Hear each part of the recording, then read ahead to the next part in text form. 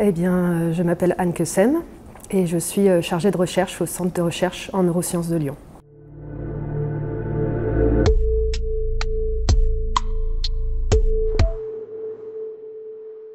Du coup, je travaille dans un centre qui est spécialisé dans l'étude des sciences cognitives. Et les sciences cognitives, c'est une discipline qui est relativement jeune. Elle a été créée dans les années 50. Donc on peut s'imaginer que ces 30 dernières années, il y a eu beaucoup de choses qui ont changé. Il y a eu une grosse évolution, vu que c'est une discipline toute jeune. Et en particulier, ceci a été accompagné grâce à des évolutions technologiques qui sont liées à l'imagerie cérébrale. Puisque maintenant, on est capable en fait d'enregistrer l'activité du cerveau, pas seulement en enregistrant, en mettant des électrodes directement dans le cerveau, mais aussi d'enregistrer l'activité au niveau du scalp, donc c'est-à-dire sans rentrer dans le cerveau. Et ça, c'est particulièrement utile pour faire des études chez les humains. Et donc maintenant, on arrive à enregistrer l'activité cérébrale de personnes pendant qu'elles font des tâches.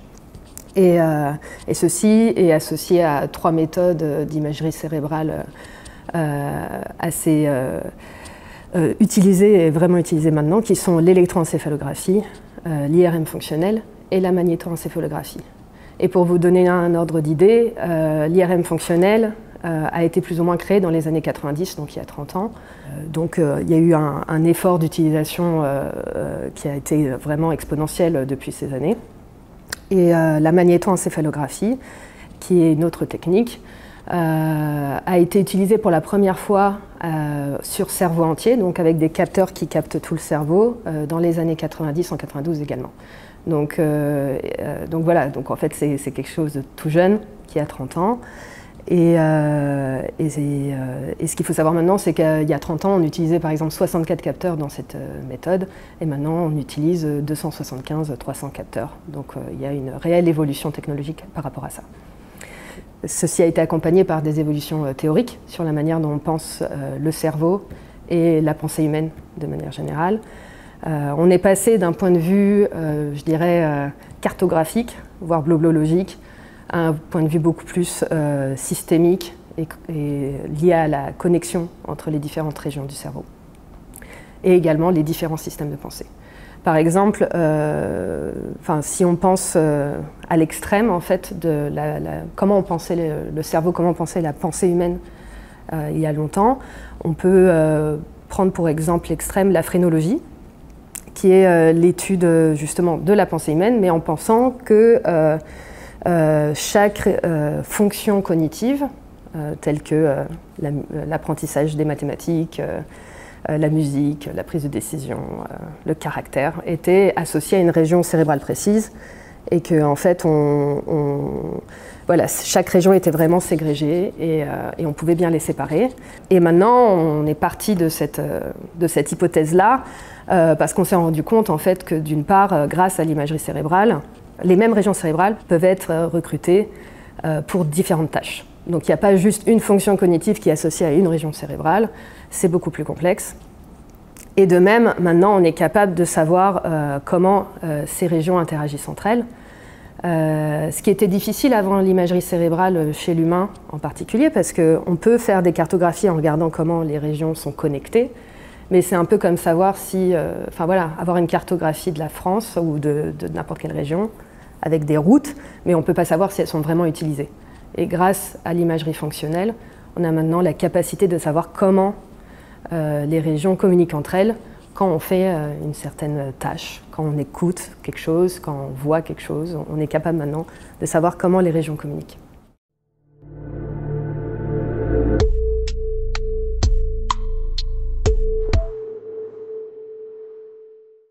Donc j'ai un parcours ingénieur à la base, donc j'ai fait une formation d'ingénieur et j'ai été intéressée par la notion d'intelligence artificielle en fait assez rapidement. Mais en ayant fait quelques cours d'intelligence artificielle, j'ai réalisé qu'on ne connaissait pas vraiment complètement les mécanismes de la pensée humaine et de l'intelligence humaine. Et c'est ça qui m'a poussée en fait à faire des études en sciences cognitives et à m'intéresser à ces questions-là. Et puis voilà, c'est une question passionnante de savoir en fait comment fonctionne le cerveau, quels sont les mécanismes cognitifs voilà, qui nous unissent aussi. Et ouais, c'est quelque chose qui est assez passionnant.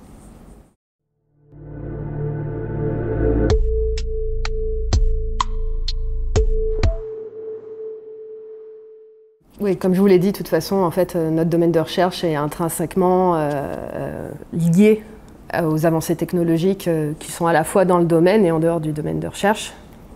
Donc moi, je suis spécialiste de l'imagerie cérébrale et de la magnétoencéphalographie.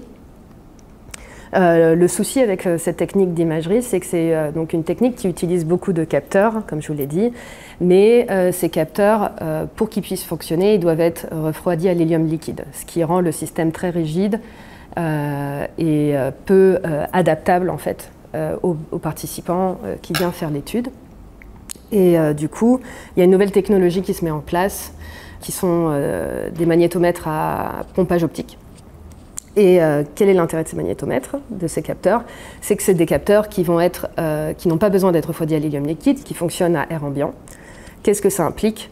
Ça implique que déjà ces capteurs peuvent être mis très très proche du scalp du participant, donc ça va nous permettre d'avoir des signaux de meilleure qualité. D'autre part, c'est des systèmes qui vont être portables. Donc ce que ça veut dire, c'est qu'on va pouvoir non pas forcément amener les participants ou les patients au laboratoire, mais pouvoir en fait amener le système dans la vie réelle et pouvoir vraiment tester la pensée, les fonctions cognitives dans des domaines, dans des scénarios de vie beaucoup plus réalistes et naturels. C'est quelque chose qui se met d'ailleurs dorénavant en place. On essaye d'augmenter en fait la complexité des mécanismes qu'on étudie. Donc l'objectif, c'est voilà, d'essayer d'une part d'amener ces systèmes dans des conditions de vie réelles. Si ce n'est pas possible, on peut également amener de la complexité au laboratoire. Donc là, ce qui se met en place, c'est par exemple des systèmes d'hyperscanning, par exemple, où on enregistre plusieurs personnes en même temps. Ça nous permet aussi de mieux étudier les interactions sociales, par exemple. D'autres choses qui peuvent être faites, c'est l'utilisation d'autres technologies telles que la réalité virtuelle, qui nous permet donc de ramener un peu de complexité et de réalisme dans le laboratoire. L'activité peut être utilisée en clinique, du coup, chez des patients, où on aura une meilleure résolution. On va pouvoir analyser des données avec donc justement de savoir plus précisément quelles sont les régions qui sont activées. Parce que là, maintenant, on a des systèmes qui enregistrent l'activité de dizaines de milliers de neurones, donc c'est relativement peu précis. Ce qu'on espère, c'est de pouvoir avoir de meilleures précisions.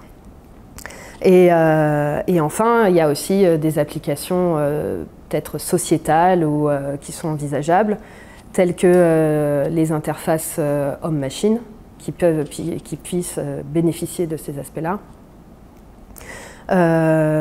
Et un dernier point, c'est justement, comme je vous l'ai mentionné auparavant, c'est toute la notion d'intelligence artificielle qui est aussi une discipline des sciences cognitives.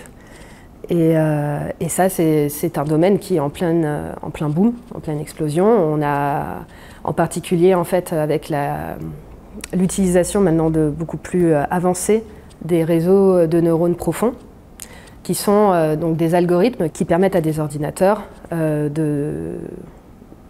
d'égaliser, voire de surpasser certaines tâches en fait, cognitives. Et donc même elles surpassent des fois les humains. Par exemple, pour le traitement d'images, maintenant ces réseaux de neurones arrivent à catégoriser des images de façon plus efficace qu'un être humain.